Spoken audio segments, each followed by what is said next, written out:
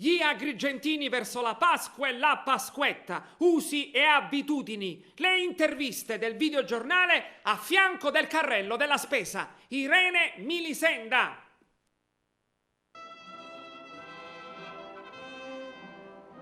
La Pasqua è la ricorrenza che fin dai tempi più antichi e più di ogni altra ha suscitato in tutto il territorio un'intensa partecipazione popolare.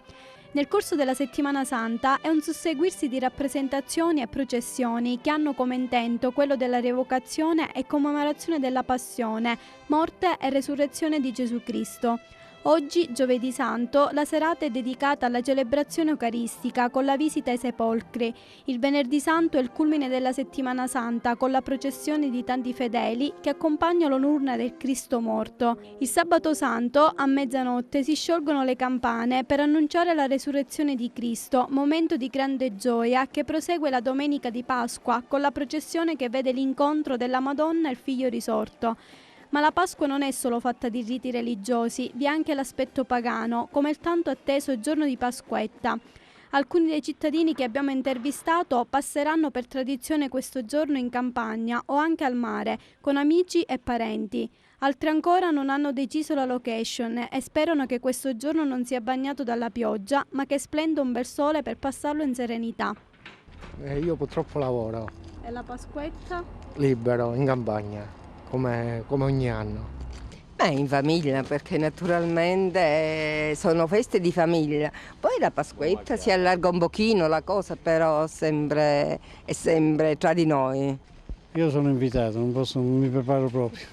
Incominciando di domani andiamo a fare un tagano in campagna, poi lunedì la Pasquetta, pure in campagna, pizza, arrosto. Alla domenica siamo di Aragona. Alla domenica la facciamo in paese. Facciamo un incontro. Esce un incontro è San Paolo, San Pietro, San Salvatore e la Madonna. Facciano gli uccelli, colombe. È una giornata di divertimento. In campagna.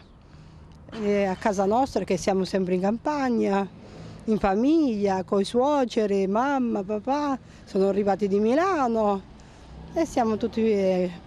Ora tutti in unione, felici. Penso in campagna comunque. Ormai è quello che si fa annualmente, quindi non si può cambiare. Sinceramente ancora non lo so, ho avuto alcuni inviti, però devo decidere. Pasquetta in campagna, sempre con i familiari, ma sicuramente è una festa che si fa solo con i familiari, non si può andare oltre. Speriamo bene che il tempo ce lo permette. Auguri a tutti.